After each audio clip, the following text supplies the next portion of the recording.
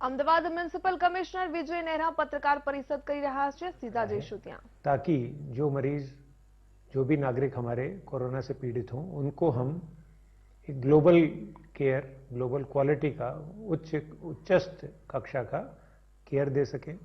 सारे इक्विपमेंट्स की तैयारियां जनवरी फरवरी के महीने में की गई। Mask, N95 mask, PPE kits, ventilators, इन सब की तैयारियां जनवरी और फरवरी महीने में की गई।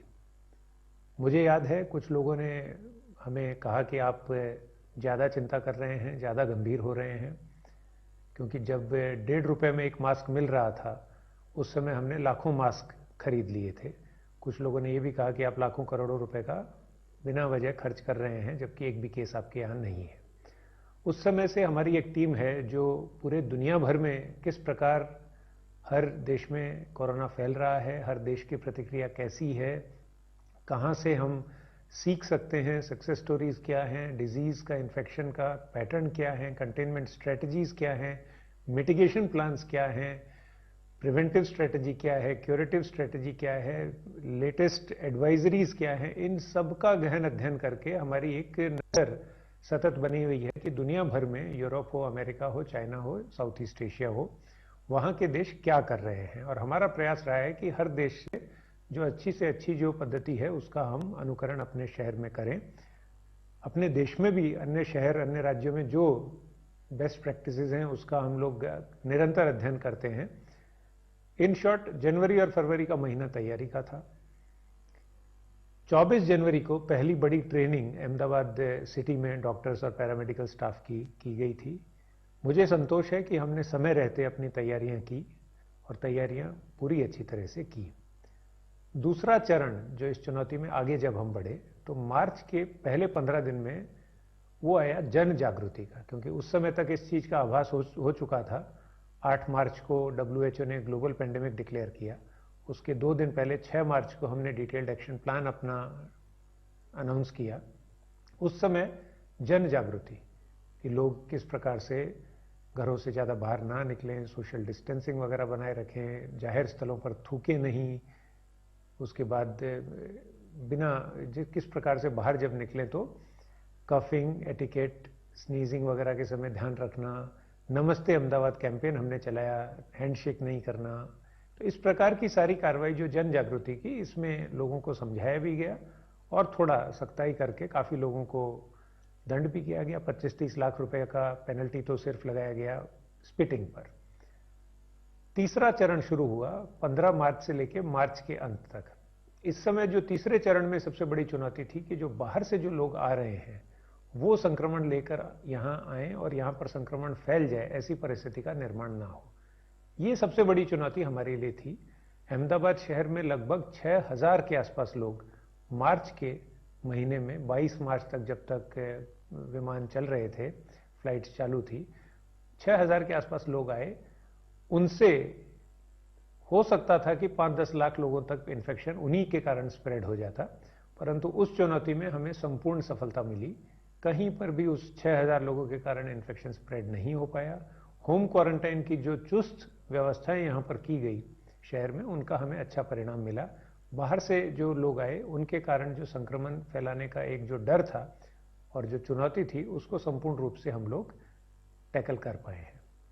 उसके बाद अब ये अप्रैल महीना जो है, इसमें चौथे चरण में ये चुनौती है कि जब हमारे यहाँ अहमदाबाद सिटी में कुछ लोग मुंबई से, कुछ लोग इंदौर से, जहाँ इन्फेक्शन केसेस थे वहाँ से आए, और काफ़ी लोग दिल्ली से, निज़ामुद्दीन में जो इंसिडेंट हुआ वहाँ से भी काफ़ी लोग आए।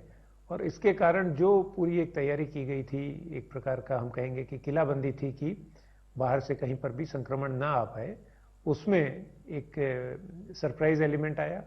इंफॉर्मेशन उसकी नहीं थी, स्वाभाविक है। इसके कारण इन्फेक्शन कुछ स्प्रेड हुआ। अप्रैल महीने में पूरी की पूरी हमारी जो स्ट्रेटजी रही है कि ये जो इन्फेक्शन स्प्रेड हुआ, खास करके पुराने अहमदाबाद शहर में, पूर्वी अहमदाबाद शहर में, जहां अभी कुछ इलाकों में कर्फ्यू लगाया गया है, वॉल्ड सिटी के एरियाज जो हैं, इसमें हमारी स्ट्रेटजी अब तक रही है कि जो भी संक्रमित केसेस हैं उन सबको हम लोग इंटेंसिव सर्वेलेंस एवं एग्रेसिव टेस्टिंग करके सामने से ढूंढ निकालें। अहमदाबाद में हमने 9 अप्रैल को इस स्ट्रेटजी को घोषित किया जब हमने इसको नाम दिया चेजिंग द वायरस। यानी वायरस हमें सरप्राइज करे, इसके बजाय हम सामने से जाकर जितने भी इन्फेक्टेड केसेस हैं उन सभी को ढूंढ निकालें, ढूंढकर उन सभी केसेस को आइसोलेट करें और ट्रीट करें। ऐसा करने से केस हम जल्दी पकड़ पाएंगे, केस हम ज्यादा पकड़ पाएंगे, केस हम सामने से पकड़ पाएंगे। इस स्ट्रेटेजी में फायदे ही फायदे हैं, अनेक फायदे हैं। सिर्फ एक है कि केसों की जो रिकॉर्डेड केसेस हैं उनकी संख्या में काफी जल्दी बढ़ोतरी दिखती है। ऐसा लगता है सबको कि यहां पर ज्यादा केस हो गए हैं, परंतु मैं अहमदाबाद के सभी नागरिकों को विश्वास दिलाऊंगा कि ये ऐसा ज्यादा केस इसलिए आ रहे हैं क्योंकि हम ज्यादा केस पकड़कर ढूंढकर ला रहे हैं। यदि सिर्फ पैसिव सर्वेलेंस हम करेंगे, यानी हम हाथ पे हाथ रख के बैठेंगे, तो केस जो है वो जब गंभीर हो जाएगा, कई दिनों तक इन्फेक्शन स्प्रेड कर देगा, उसके बाद केस हमारे पास आएगा, तब तक केस काफी कॉम्प्लिकेट हो चुका होगा, उसको बचाना मुश्किल होगा और उसके कारण सैकड़ों हजारों लोगों को संक्रमण लग चुका होगा। एक जो अनुमान है हमारा कि अब तक 900 से ज्यादा केस हम लोग अब प्रोएक्टिवली ऐसे पकड़ चुके हैं। इनके कारण करीब 3-3.5 लाख जितने इन्फेक्शंस हो सकते थे उनको हम रोक सके हैं। अब प्रश्न ये उठता है कि आगे क्या होगा, अब आगे की लड़ाई किस प्रकार से चलेगी। तो मेरा मानना है कि जिस प्रकार से अप्रैल की लड़ाई में एक किलाबंदी करके, यानी हम अपने आप को बचा रहे हैं, लॉकडाउन करके अपने घरों में रह रहे हैं और वायरस को फैलने से रोकने का प्रयास कर रहे हैं, अगले महीने यानी मई महीने में, खासकर 3 मई को जब लॉकडाउन खुलेगा, तो ये जो चुनौती है और इसको किस प्रकार से हम टैकल करेंगे उसमें एक बहुत बड़ा परिवर्तन आएगा। एक प्रकार से लड़ाई किलेबंदी, किले में से निकलकर खुले मैदान में ये लड़ाई आएगी, क्योंकि हम लोगों को इससे ज्यादा संभव नहीं हो पाएगा कि कितना ज्यादा हम लॉकडाउन में रहेंगे। तो जब लोग बाहर आएंगे, लॉकडाउन खुलेगा, तब जो लड़ाई होगी वो लड़ाई काफी रिस्की है, क्योंकि उस समय इन्फेक्शन को स्प्रेड होने की बहुत संभावनाएं रहती हैं। तो उस समय लड़ाई जो चुनौती जो होगी उसमें ये महत्वपूर्ण होगा कि कितने इन्फेक्शियस केसेस शहर में है। और दूसरा महत्वपूर्ण बिंदु होगा कि हम लोग जब निकल रहे हैं लॉकडाउन के बाद, 3 मई के बाद बाहर, तो हम लोगों की तैयारी कैसी है, हम लोगों की आदतों में हम कितना परिवर्तन ला पाए हैं। यदि हम तब तक अपनी आदतों में इतना परिवर्तन ला चुके होंगे कि बाहर निकलते समय मास्क पहने, सोशल डिस्टेंसिंग के नियमों को एवं उसके महत्व को संपूर्ण रूप से समझें, पब्लिक प्लेसेस पर स्पिटिंग ना करें, एक दूसरे से संपर्क में ना आए, इस प्रकार की जो महत्वपूर्ण बातें हैं इसको हम कितनी अच्छी तरीके से समझ पाते हैं, इस पर निर्भर करेगा आने वाले समय में कि हम वायरस से कितनी सफलतापूर्वक लड़ पाते हैं। और स्वाभाविक है कि दूसरा महत्वपूर्ण बिंदु कि 3 मई के बाद शहर में कितने संक्रमित केस बचते हैं, उसके वहां से फिर जो है वायरस फैलना फिर से शुरू हो सकता है। इसलिए अब हमारे पास लगभग 14 दिन जो समय बाकी है, वो 14 दिन में जो लॉकडाउन अभी और है 14 दिन का, उस 14 दिन में लॉकडाउन की क्वालिटी को हम लोग कितने अच्छे से निभाते हैं, इस पर निर्भर करेगा कि 3 मई के बाद जब लॉकडाउन खुलेगा तो वायरस का स्प्रेड, वायरस के संक्रमण की गति फिर से कितनी हो जाती है। और इसके लिए एक बहुत ही महत्वपूर्ण बात है कि यदि हम 14 हफ्ते का भी लॉकडाउन करें और वो लॉकडाउन असरकारक नहीं है तो हमें परिणाम नहीं मिलेगा। उसके कंपैरिजन में 14 दिन का भी यदि संपूर्ण लॉकडाउन हम अपने शहर में कर पाते हैं, 14 दिन तक यदि सभी नागरिक अपने अपने घरों तक सीमित रहेंगे, तो मान लीजिए 100 केस होंगे, तो वो 100 के 100 केस अनेक अलग अलग घरों में होंगे और वो 100 के 100 लोग जो है उस वायरस को हरा देंगे। 2-4 केस में जहां कॉम्प्लिकेशन होगा वहां पर हम उनको अस्पताल ले जाएंगे, आइसोलेट कर लेंगे, परंतु वायरस फैल नहीं पाएगा। हमें यह समझना है कि कोरोना वायरस की जो ताकत है वो उसकी फैलने की क्षमता है, उसकी जो कमजोरी है कि वह बुद्धिमान नहीं है। इंसान, हम कोरोना वायरस को कब हरा पाएंगे, जब हम अपनी बुद्धि का, हम अपने विवेक का उपयोग करेंगे। और ये सबसे महत्वपूर्ण बात है कि कोरोना वायरस एक जगह से दूसरी जगह ट्रांसफर होने के लिए उसको हमारी जरूरत है, हमारी मदद उसको चाहिए। ये मदद यदि हम उसे नहीं करेंगे तो कोरोना वायरस फैल नहीं पाएगा। इसलिए मैं आगे आज के आंकड़े दूं उसके पहले फिर एक बार अहमदाबाद के सभी लोगों को आश्वस्त करना चाहूंगा कि अहमदाबाद महानगर पालिका की जो तैयारी है, जो हमारी अभी तक की जो कार्रवाई है, उस पे पूरी तरीके से स्ट्रेटजी के हिसाब से बहुत ही तैयारी के साथ काम चल रहा है, किसी को भी घबराने की कोई जरूरत नहीं है। लेकिन आगे जाकर हमें कितनी सफलता मिलती है, ये ज्यादा इस बात पर निर्भर करेगा कि आप सभी नागरिक हमारा कितना समर्थन करते हैं, हमारी हर बात को कितना मानते हैं। यदि आपका साथ सहयोग हमें पूरा प्राप्त हुआ तो बहुत ही कम समय में इस बीमारी को, इस वायरस की चुनौती को हम संपूर्ण रूप से हरा पाएंगे। लेकिन यदि साथ सहयोग हमें सिर्फ 90%, 95% मिलेगा तो ये लड़ाई और लंबी खींचती जाएगी। इसलिए हर अहमदाबादी से मैं रिक्वेस्ट करता हूं, आने वाले 14 दिनों तक लॉकडाउन संपूर्ण रूप से पालन करें। आने वाले 14 दिनों में घर से निकलना संपूर्ण रूप से बंद कर दें। हमारे पास ये 14 दिन हैं, अगर हमने इसका उपयोग पूरी तरीके से नहीं किया तो फिर ये लड़ाई लंबी चलती जाएगी, कई अनेक महीनों तक चली जाएगी। इसलिए बहुत ही महत्वपूर्ण है कि 14 दिन जो बचे हैं 3 मई तक के, उनका पूरा भरपूर हम फायदा उठाएं इस वायरस को पूरी तरह से समाप्त करने को।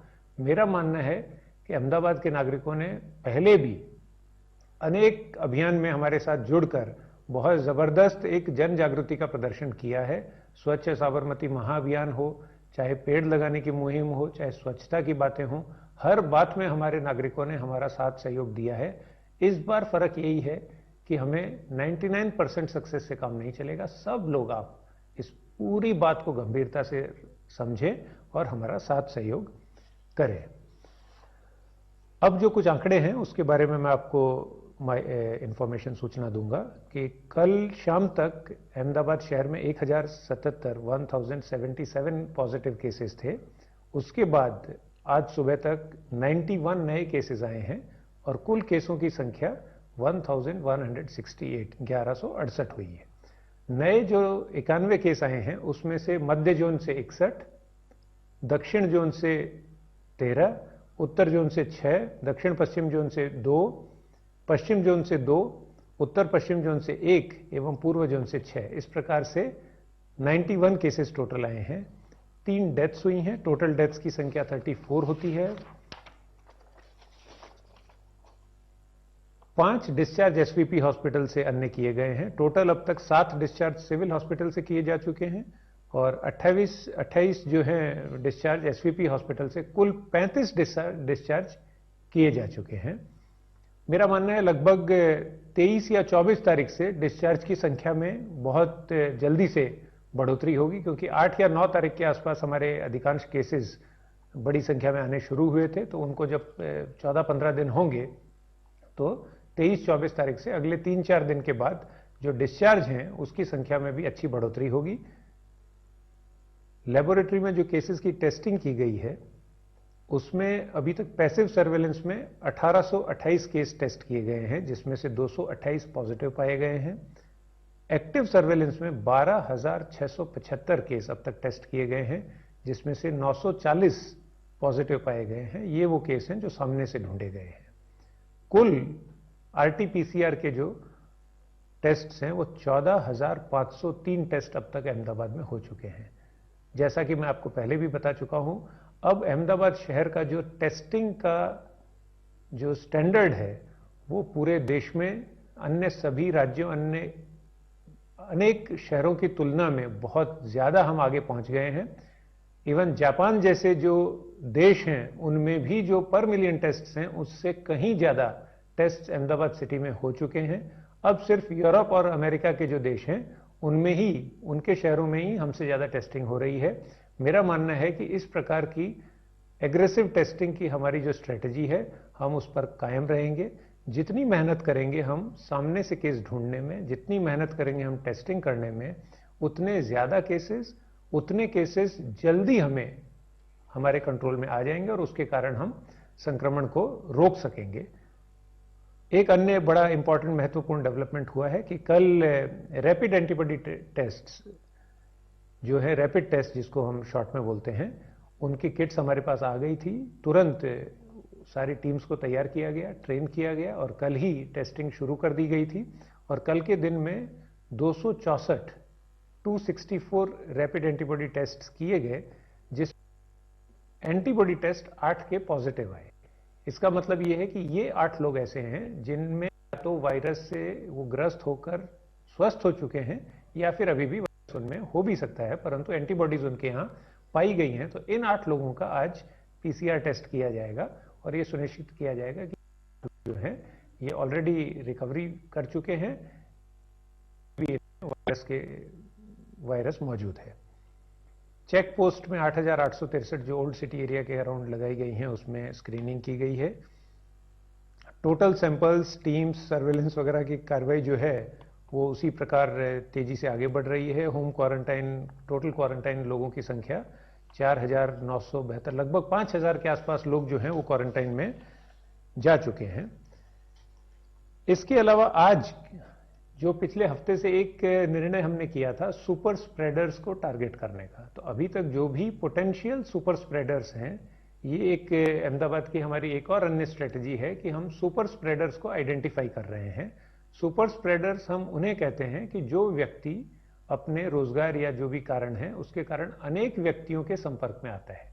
तो यदि सुपर स्प्रेडर पॉजिटिव होगा तो वो ज्यादा लोगों को संक्रमित करेगा बनिस्बत के एक ऑर्डिनरी सिटीजन के।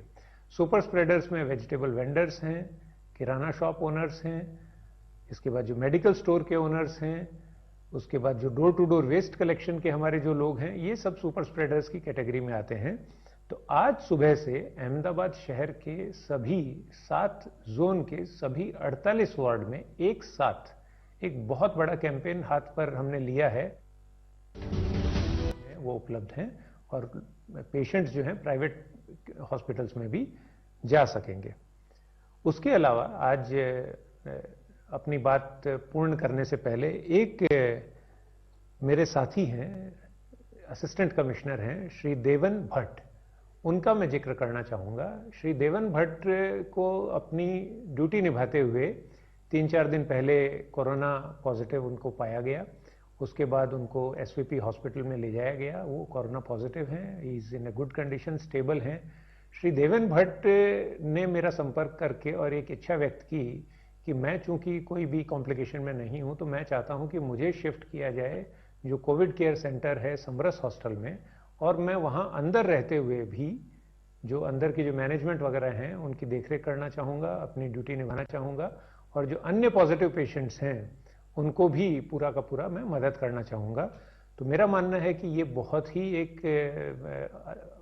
बहुत ही सुंदर उनकी तरफ से एक भावना प्रकट की गई है, और अभी वो समरस हॉस्टल जो है वहाँ कोविड केयर सेंटर है, वहाँ श्री भट्ट पहुँच गए हैं। मेरा मानना है कि जब तक हमारी टीम में ऐसे अधिकारी हैं, ऐसे कर्मचारी हैं, तब तक हम अपनी लड़ाई जो है वो सफलतापूर्वक लड़ेंगे और जरूर जीतेंगे। धन्यवाद।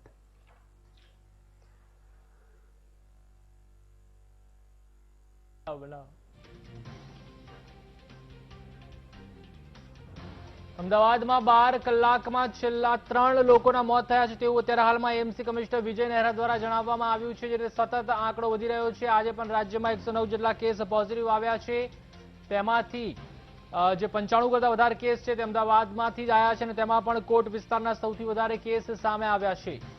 એએમસી કમિશનર વિજય નહેરા દ્વારા પત્રકાર પરિષદમાં જણાવવામાં આવ્યું છે છેલ્લા 12 કલાકમાં 3 લોકોના મોત થયા છે। तो लॉकडाउन खुलशे अने पछी नागरिको तैयारी अने समझदारी राखवी पड़शे तेवुं पण खास तेओए जणाव्युं छे अने सावचेती राखवानी पण एएमसी कमिश्नर विजय नेहरा द्वारा अपील करवामां आवी छे। आवनारा जे रीते 14 दिवस सुधी पण ध्यान राखवुं पड़शे, लॉकडाउन खुले अने नागरिकोए तैयारी अने समझदारी राखवी पड़शे तेवुं पण एएमसी कमिश्नर द्वारा जणाववामां आव्युं छे।